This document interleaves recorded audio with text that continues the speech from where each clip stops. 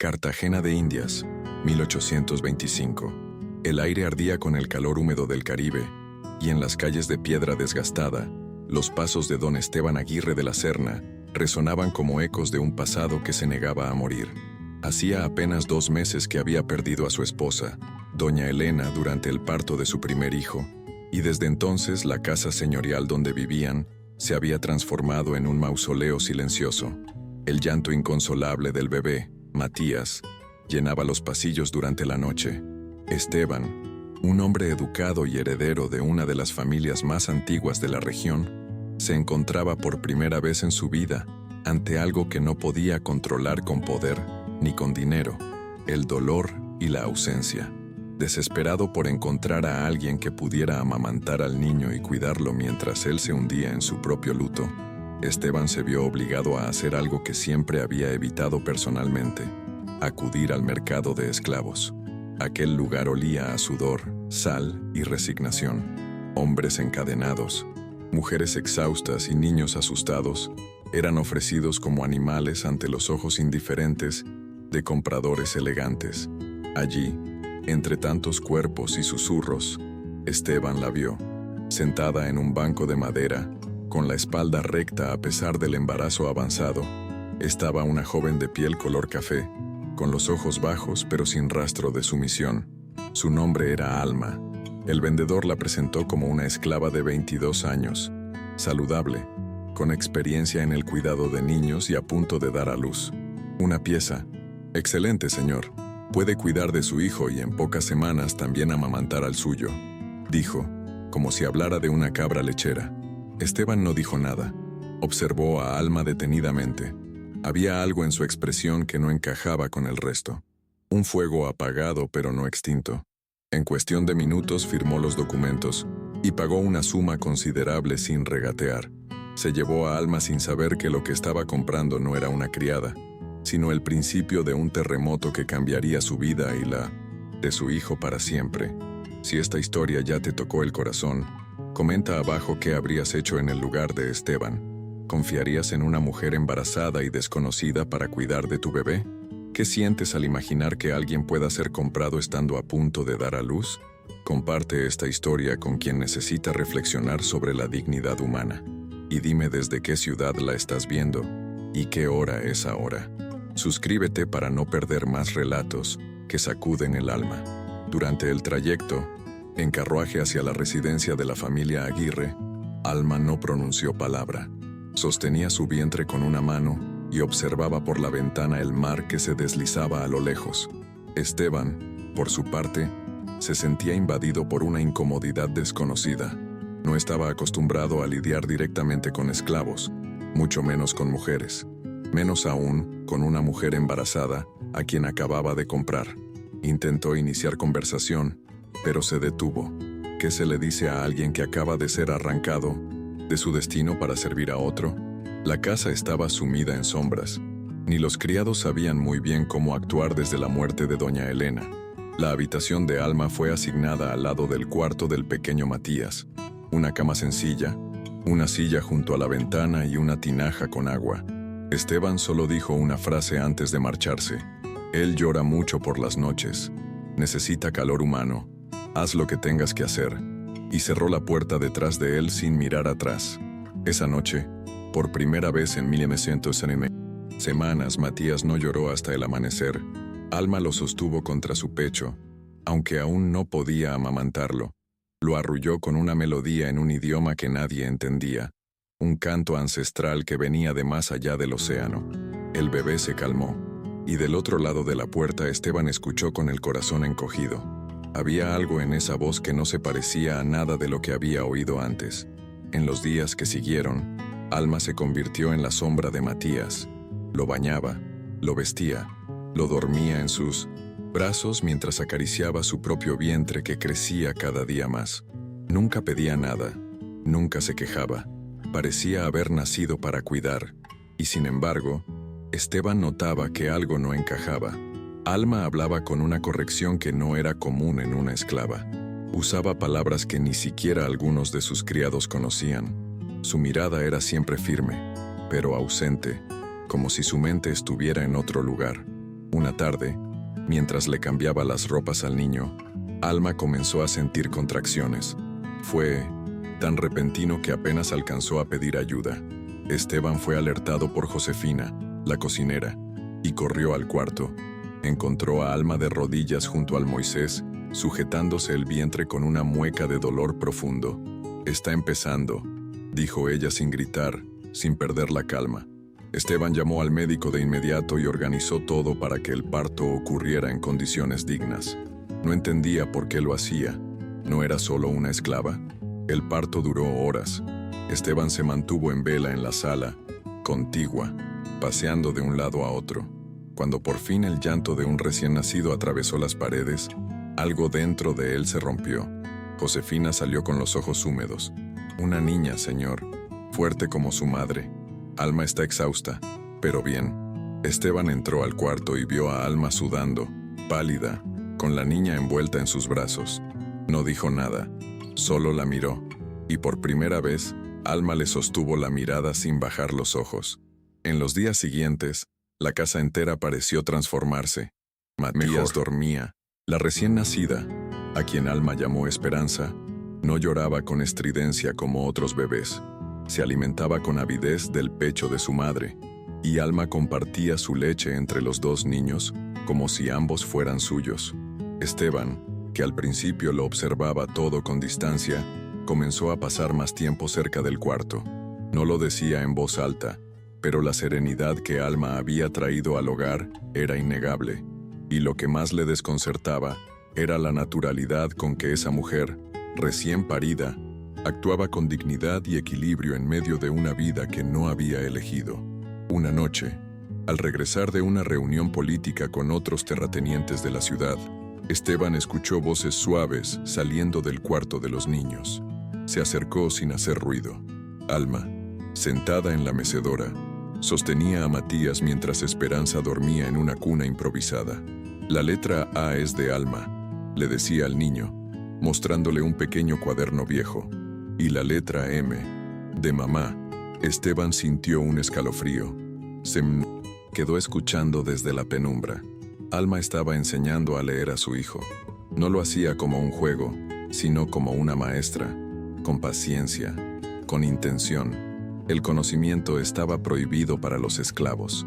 Enseñarles a leer era un crimen en muchos rincones del imperio. ¿Cómo podía Alma leer y escribir con tal fluidez?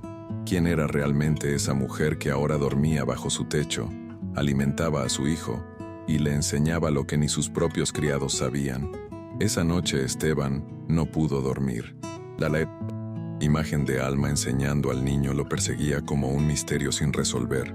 Algo no cuadraba, no con esa mujer, no con esa voz que hablaba con propiedad, con ese rostro que parecía esconder una historia distinta. A la mañana siguiente, la llamó a la biblioteca. Era la primera vez que lo hacía desde que llegó.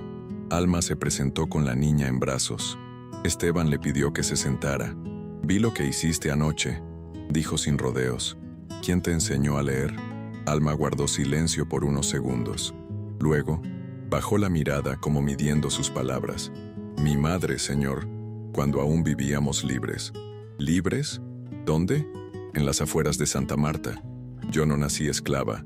Mi padre era comerciante y mi madre, hija de esclavos liberados. Teníamos una casa, una vida sencilla, hasta que llegaron los hombres». Esteban sintió un golpe en el pecho. «¿Fuiste secuestrada?» «Sí, me arrancaron de mi casa hace 2 años. Quemaron nuestros papeles. Me vendieron como si nunca hubiera tenido un nombre. Desde entonces, he sido vendida 3 veces. Usted es el primero que me trata con humanidad». Esteban se levantó lentamente. Caminó hacia la ventana sin saber qué decir.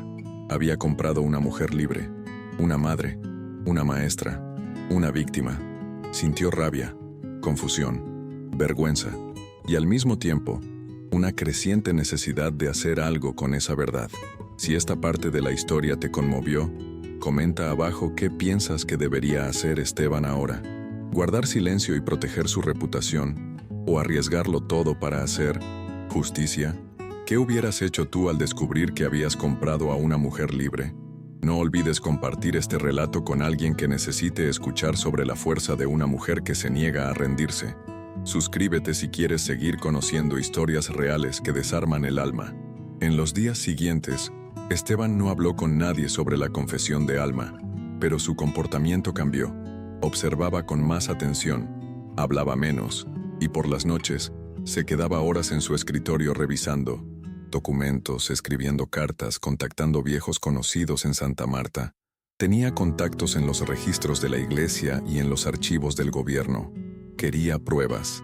Necesitaba confirmar cada palabra que Alma le había dicho, no porque dudara de ella, sino porque sabía que necesitaría más que su testimonio para enfrentar al sistema. Mientras tanto, Alma continuaba cumpliendo con sus labores. Amaba a su hija, cuidaba a Matías como si también fuera suyo, y mantenía una distancia respetuosa con Esteban, aunque ambos sabían que entre ellos había una tensión que crecía en silencio. Una noche, mientras se cruzaban en el corredor, Alma bajó la mirada y dijo en voz baja: ¿Va a devolverme al comerciante? No, respondió él con firmeza, pero aún no sé qué voy a hacer. Esa noche, Esteban se sentó frente al fuego con una copa de vino.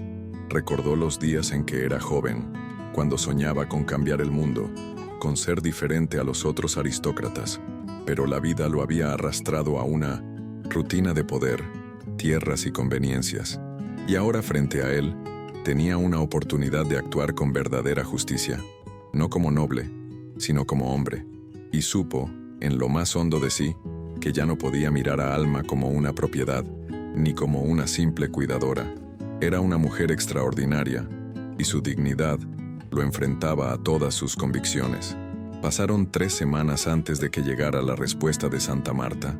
Esteban recibió una carta firmada por un sacerdote de la parroquia donde Alma había sido bautizada. En ella confirmaba que existían registros de su nacimiento como mujer libre, hija legítima de Ramón Vargas y Lucía Mendoza, comerciantes modestos pero respetados. También adjuntaba copias de esos registros. Esteban sintió un escalofrío. La historia era real. Había comprado sin saberlo a una mujer libre que había sido destruida por la avaricia de otros. Esa misma tarde, la llamó nuevamente a la biblioteca. Ella llegó con la niña dormida en brazos.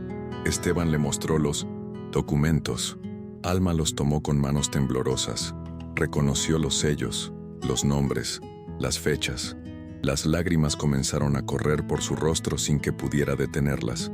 Durante un largo rato, no hubo palabras, solo respiraciones entrecortadas, miradas que decían más que 1000 discursos. Finalmente, Esteban rompió el silencio. Voy a iniciar el proceso legal para que recuperes tu libertad. Voy a hacerlo personalmente, cueste lo que cueste. Alma no respondió de inmediato. Apretó a su hija contra el pecho y cerró los ojos. Era como si su cuerpo entero necesitara confirmar que no estaba soñando. ¿Por qué haría eso por mí?, preguntó al fin, sin reproche, pero con una honestidad casi infantil. Esteban respiró hondo. Porque es lo correcto. Porque no puedo seguir viviendo sabiendo que en esta casa duerme una mujer libre, tratada como esclava. Porque tú has salvado a mi hijo, y quizá también a mí. A partir de ese día, Esteban se convirtió en un hombre distinto. Dejó de asistir a reuniones sociales, evitó a los amigos que antes llenaban su casa de carcajadas vacías, y se sumergió en los documentos legales con una determinación que sorprendió incluso a su escribano. Presentó una denuncia formal contra el comerciante que le había vendido a Alma, adjuntando pruebas de que los documentos de esclavitud eran falsos. El escándalo comenzó a circular en susurros por los pasillos del poder. Los abogados le advirtieron que enfrentaría resistencia, que su prestigio sería puesto en duda, que defender a una mujer negra, embarazada y esclavizada sería visto como una insensatez. Pero Esteban ya no podía mirar atrás. Había cruzado una línea invisible que dividía a los hombres que siguen órdenes y a los que eligen hacer lo correcto. No era solo por Alma, era por Matías, por Esperanza, por todo lo que quería que su apellido significara. Alma, mientras tanto, seguía viviendo en la casa como si nada hubiera cambiado. Pero por dentro, todo en ella era distinto. Sabía que había una posibilidad de libertad, y con esa esperanza venía también el miedo. Miedo a que algo saliera mal. Miedo a volver a caer en manos de otros. Miedo a que Esteban se arrepintiera. Cada noche, después de alimentar a los niños, se sentaba junto a la ventana con el acta bautismal en sus manos, como si al tocarla pudiera anclar su destino a la verdad. Una tarde, Esteban entró al jardín y la encontró allí. El atardecer bañaba su rostro en luz dorada. «Quiero preguntarte algo», dijo él sin preámbulos. «Cuando seas libre, ¿qué vas a hacer? ¿Te irás?» Alma lo miró, y por primera vez él vio duda en sus ojos. «No lo sé. Una parte de mí quiere correr, dejar todo atrás. Otra quiere quedarse. Por ella», dijo señalando a Esperanza. «Por Matías. Por ti. ¿Por mí? Sí, porque aquí encontré algo que pensé que nunca volvería a sentir. Un lugar donde soy vista». Esteban se quedó inmóvil. Las palabras de Alma le habían atravesado como una daga envuelta en ternura. Quiso decir algo, pero no encontró las palabras. Solo se sentó a su lado en silencio. Durante varios minutos no dijeron nada. El viento soplaba con suavidad entre los árboles, y los niños dormían en sus cunas. Fue la primera vez que compartieron el silencio como iguales. Días después, la audiencia legal fue marcada. Esteban debía presentarse ante el juez con los documentos. La noche anterior, no pudo dormir. Caminaba de un lado a otro en su estudio, repasando cada argumento, cada evidencia. No era solo un juicio por libertad. Era un acto de ruptura con todo lo que su mundo representaba. Y lo sabía. Al amanecer, Alma lo detuvo en la entrada. «Sea cual sea el resultado, gracias», dijo, sin lágrimas, sin drama. Solo verdad. El juicio fue breve, pero tenso. El comerciante negó todo. Alegó que había comprado a Alma de buena fe, pero los registros parroquiales eran sólidos. El juez, tras varias horas, dio el veredicto. Alma Vargas Mendoza era una mujer libre, y su esclavitud había sido ilegal desde el primer día. El acta fue firmada, sellada y entregada. Esteban sintió que algo se liberaba dentro de él. No solo Alma había sido liberada, también él. Cuando regresaron a la casa, los criados miraban a Alma con una mezcla de asombro y respeto. Ya no era la negra que cuidaba del bebé, era una mujer libre.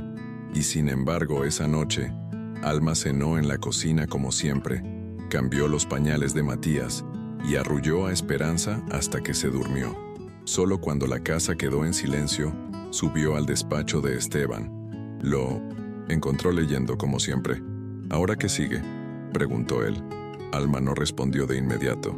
Caminó hasta la ventana y miró el mar. Ahora soy libre, pero aún no sé si me siento libre». Esteban se levantó de su silla y se acercó lentamente. «¿Qué significa eso?», preguntó con la voz baja, como si no quisiera romper algo sagrado en el aire. Alma giró el rostro hacia él, con serenidad pero sin evasivas. «Significa que la libertad no es solo un papel, es una forma de habitar el mundo. Es saber que puedes irte, pero también decidir quedarte sin que eso sea una obligación. Significa que nadie puede poseerte, ni siquiera con buenas intenciones». Aquella noche, por primera vez, Alma cenó en la mesa principal. No fue una decisión anunciada ni celebrada. Simplemente cuando los platos fueron servidos, Esteban indicó con un gesto que se sentara frente a él. Los criados no dijeron nada. Solo bajaron la cabeza y continuaron con el servicio. Matías se sentó en las piernas de Alma y Esperanza dormía en su cuna al lado. La escena era íntima, doméstica, casi irreal, y sin embargo, para Esteban, era el retrato más verdadero de su hogar. En los días siguientes, Alma comenzó a ocupar otros espacios en la casa, no por imposición, sino por necesidad. Esteban le pidió que se encargara de la educación de Matías, que supervisara ciertas tareas administrativas, que diera su opinión en cuestiones que antes ni siquiera se le habrían consultado. Lo hacía con naturalidad, con 1900 inteligencia, y con una dulzura que desarmaba cualquier jerarquía. La casa ya no era un lugar de duelo, se había convertido en una promesa. Una noche, mientras caminaban por el jardín con los niños dormidos, Esteban se detuvo bajo el naranjo que Elena había plantado años atrás. «Quiero decirte algo», comenzó mirando el cielo estrellado. «No sé cuándo sucedió, pero te convertiste en el corazón de esta casa. No eres una invitada, no eres una criada, eres Eres la madre que Matías necesitaba. La mujer que yo no sabía que necesitaba. Alma respiró profundo. ¿Sabes lo que estás diciendo? Sí, y lo digo con toda la conciencia. Ella no respondió de inmediato. Sabía lo que significaban esas palabras. En su mundo, en su cuerpo, en su historia. Amar a un hombre blanco, noble, el mismo que había sido su dueño, era una paradoja dolorosa, pero también era verdad. Ella lo amaba, lo había amado en silencio, al verlo cuidar a Matías con ternura torpe, al verlo luchar por su libertad, al notar cómo le temblaban las manos cuando firmó los documentos. No era un amor romántico de novela, era un amor forjado en la grieta, en el conflicto, en la decisión de mirar al otro como humano. Días después, Esteban la llevó a visitar la iglesia del centro, donde su hijo había sido bautizado. No fue casual. En el camino, le habló de futuro, de esperanza, de Matías, de una vida distinta. Al llegar frente al altar, le tomó la mano y le preguntó, ¿te casarías conmigo? Alma sintió que el mundo giraba más, lento por un instante, no por la sorpresa, sino por el peso de lo que implicaba decir que sí. ¿Sabes lo que estás pidiendo?, le dijo con voz firme. Si nos casamos, perderás amigos, estatus, influencia. Tu apellido será manchado en los círculos que aún te respetan. Esteban asintió. Lo sé, y no me importa. No quiero una vida cómoda. Quiero una vida verdadera. Quiero una familia que yo elija, no una que otros esperen. Alma lo miró largo rato. Recordó las noches en que lloró sola en su celda, las veces que casi perdió la fe, los rostros de quienes la humillaron, y luego pensó en Matías, en Esperanza, en Esteban. Sí, dijo finalmente. Sí, me casaré contigo. El escándalo no tardó en estallar. Las élites de Cartagena murmuraban con horror. Un noble casándose con una exesclava, madre soltera y mestiza. Algunos amigos de Esteban cortaron relaciones. Varios socios lo abandonaron. Las invitaciones dejaron de llegar, pero otros se acercaron. Intelectuales liberales, religiosos, progresistas, gente que siempre había guardado silencio por miedo. De repente, la Casa Aguirre se convirtió en un refugio para ideas nuevas. La boda fue pequeña, pero hermosa. Matías llevó los anillos. Esperanza, en brazos de Alma, fue vestida con un pañuelo blanco bordado por Josefina. Frente a un altar sencillo, en el jardín de la casa, Esteban y Alma se prometieron respeto, ternura y verdad. No hubo orquesta, solo el canto suave del viento y las palabras sinceras de dos personas que habían roto todas las cadenas, las legales, las sociales y las emocionales, para poder mirarse como iguales. A partir de ese día, la vida no fue fácil, pero fue libre. Alma, ahora doña Alma Vargas de Aguirre, fue aceptada por algunos, rechazada por muchos, admirada por quienes podían ver más allá del prejuicio. Comenzaron a recibir visitas de otras mujeres en situaciones similares. Esteban financió la fundación de una escuela para niñas negras y mestizas. Alma enseñaba allí por las mañanas, mientras Matías y Esperanza crecían como hermanos, como iguales, en una casa donde nadie era más que nadie. Los años pasaron y las heridas, aunque no desaparecieron, dejaron de sangrar. Matías se convirtió en un niño curioso, apasionado por los libros. Esperanza heredó la calma de su madre y la determinación de su padre. Ambos crecieron sabiendo que el amor no se mide por la sangre ni por los apellidos, sino por la forma en que uno elige cuidar del otro. En las noches, Alma les contaba historias bajo la luz de una lámpara de aceite, algunas verdaderas, otras inventadas, pero todas impregnadas del mismo mensaje. Nadie tiene derecho a decidir el valor de otro ser humano. Una tarde, mientras caminaban por el puerto, Esteban le preguntó a Alma si alguna vez se arrepentía de haberse quedado. Ella lo miró con una sonrisa tranquila. A veces me duele recordar lo que me arrebataron, dijo, pero nunca me he arrepentido de lo que construimos. Tú no me salvaste, Esteban. Me diste el espacio para salvarme. A mí misma. Y eso, para mí, vale más que cualquier rescate. Esteban se quedó en silencio. No había palabras suficientes para honrar lo que ella acababa de decir. La escuela que fundaron creció más rápido de lo esperado. Cada año, más niñas llegaban con sus cuadernos bajo el brazo, con hambre de aprender, con la esperanza de una vida distinta. Alma les enseñaba a leer, a escribir, a pensar por sí mismas, pero también les enseñaba a sostener la cabeza en alto, a no aceptar menos de lo que merecían. Era rigurosa pero cálida, firme pero justa. Las niñas la adoraban, y los padres, incluso los más escépticos, terminaron por respetarla. Un día, Esperanza, ya con 8 años, preguntó a Alma por qué la gente en la calle a veces las miraba con desprecio. «Porque aún no entienden», le respondió. «No comprenden que el amor puede unir lo que ellos aprendieron a separar. Pero no te preocupes, hija. Tú no estás aquí para complacer a nadie. Estás aquí para ser libre. Y libre serás, mientras sepas quién eres». Esa noche, Esperanza escribió su primer poema. Lo tituló «Mamá es mi libertad». Matías, por su parte, empezó a hacer preguntas difíciles. Quería entender por qué su madre biológica había muerto, por qué su padre había comprado a Alma, por qué el mundo era tan injusto. Alma y Esteban no le ocultaron nada. Le contaron la verdad, sin adornos. El niño escuchó en silencio. Luego abrazó a Alma con fuerza y dijo: «A mí no me importa cómo llegaste a mi vida. Me importa que te quedaste». Y eso es lo que hacen las mamás de verdad. Con el tiempo, la historia de la familia Aguirre se volvió leyenda en Cartagena. Algunos la contaban con desprecio, como una advertencia, otros con admiración, como una inspiración, pero nadie podía ignorarla. Había cambiado algo en la ciudad, había abierto una grieta en el muro del silencio, había demostrado que el amor, cuando se elige con coraje, puede desafiar todo un sistema. Alma nunca buscó protagonismo, no escribía discursos, no se hacía retratar, pero su figura se volvió símbolo para muchas.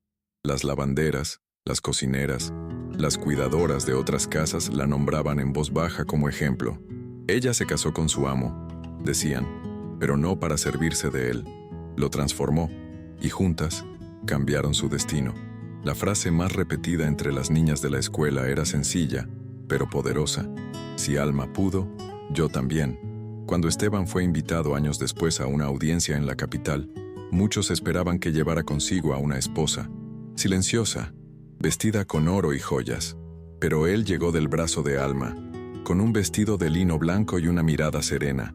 Durante la cena, un diputado le preguntó en voz baja si no temía que su matrimonio afectara su carrera. Esteban lo miró a los ojos y respondió: «Prefiero perder mi carrera que mi alma». Esa frase fue citada en periódicos, en salones literarios, en cafés y hasta en cartas personales. Se volvió un lema para los que ya no querían fingir, para los que amaban a alguien que la sociedad les decía que no debían amar, para los que habían visto la libertad desde la orilla y ahora se atrevían a nadar hacia ella. Alma, sin querer, se había convertido en la madre de una nueva forma de vivir. Un día, mientras escribía en su diario, Alma dejó una frase que más tarde sería tallada en la entrada de la escuela: «La libertad más difícil no es la que se obtiene en un tribunal, sino la que se defiende cada día en el corazón». Y así vivió, con la cabeza en alto, el alma en calma y el amor como brújula, porque la libertad, comprendió, no era solo un derecho, era una elección, y ella, Alma Vargas, la había elegido con cada paso.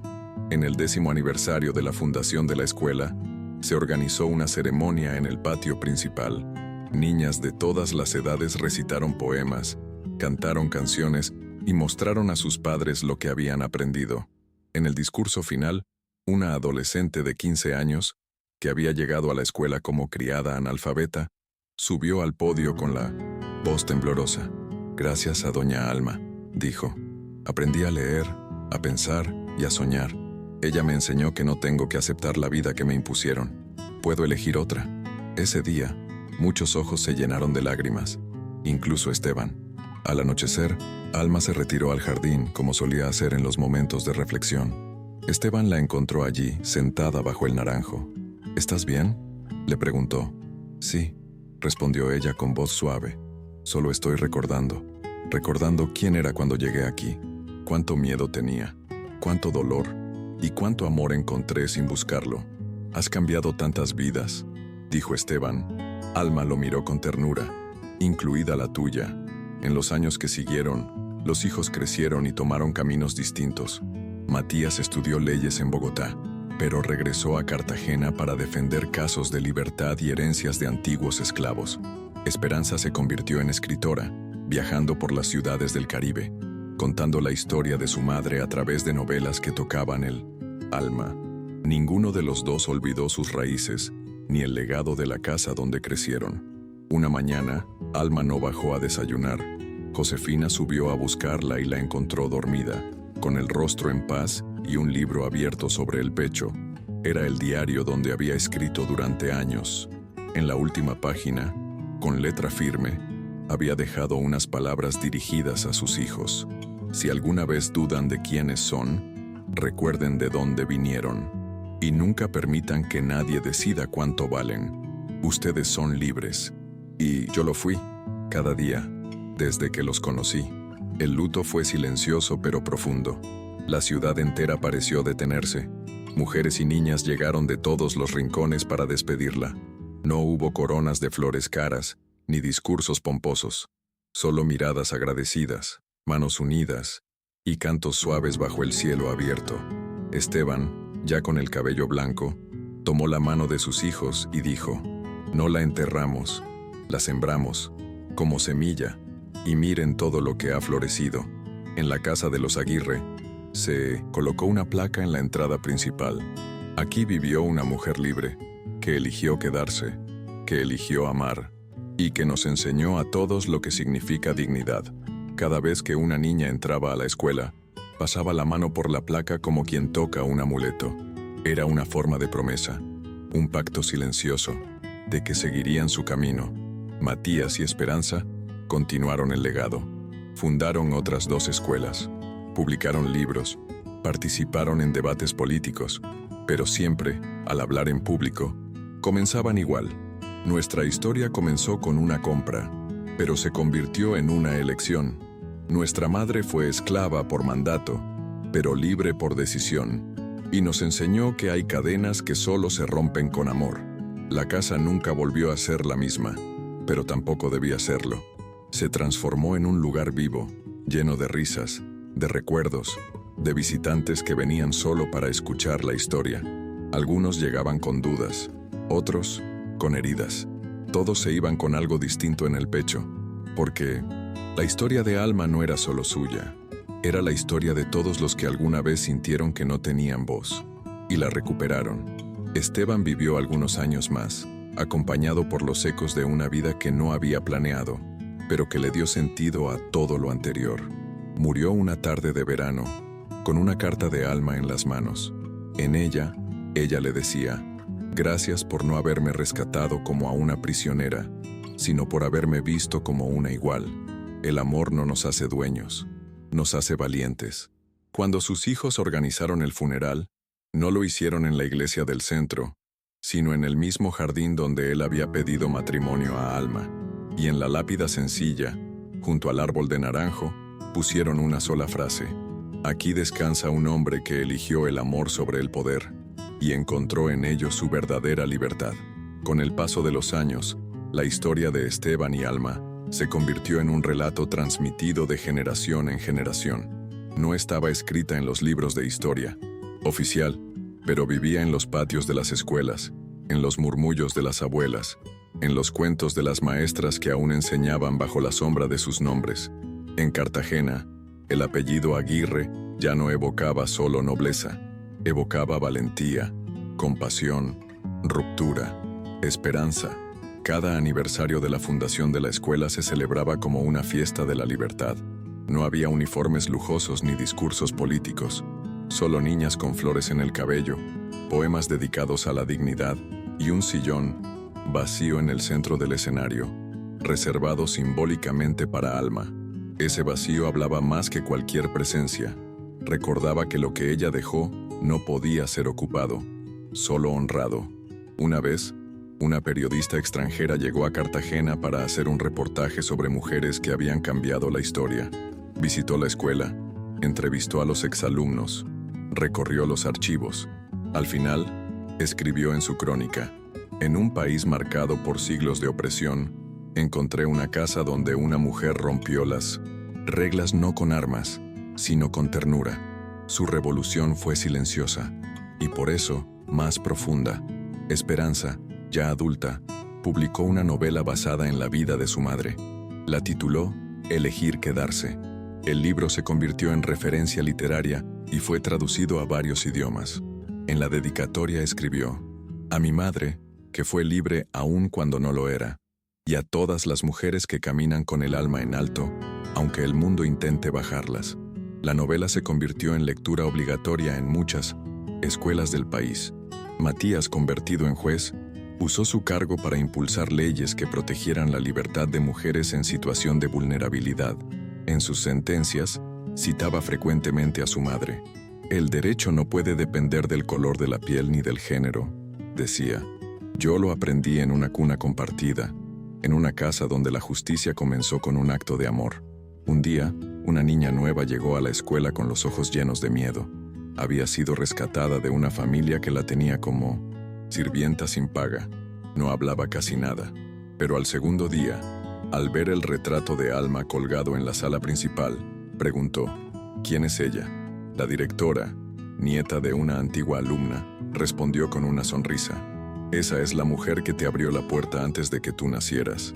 Y así, en cada gesto, en cada cuaderno abierto, en cada niña que aprendía a escribir su nombre sin vergüenza, Alma vivía, no en estatuas, no en monumentos, sino en actos cotidianos de dignidad, en la decisión de no bajar la cabeza, en la capacidad de amar sin miedo, en el valor de decir: aquí estoy, y tengo derecho a estar. La Casa Aguirre fue declarada Patrimonio Cultural, pero no como museo. Se convirtió en un centro educativo y comunitario. Allí se ofrecían clases, asesorías legales, talleres de escritura. Cada rincón contaba una parte de la historia. El comedor, la biblioteca, el jardín, el cuarto donde Alma había dado a luz a Esperanza. Nada fue borrado, todo fue abrazado. A veces, visitantes preguntaban si de verdad todo había pasado así, si no había sido exagerado, idealizado. Los guías respondían con una sola frase, heredada de los hijos de Alma: no necesitamos adornar la historia, fue suficiente con vivirla, porque cuando una mujer elige quedarse, aún pudiendo huir, eso es más valiente que cualquier mito. Y así termina este testimonio anónimo, desde la ciudad donde nació una historia improbable de amor, justicia y redención, donde un hombre poderoso eligió renunciar a sus privilegios para mirar de frente a una mujer invisible y ver en ella el futuro, donde una madre esclavizada parió no solo una hija, sino una revolución, y donde una elección sencilla, quedarse, transformó para siempre el destino de una familia, de una ciudad, y de todos los que aún hoy creen que el amor verdadero puede, sí, cambiar el mundo.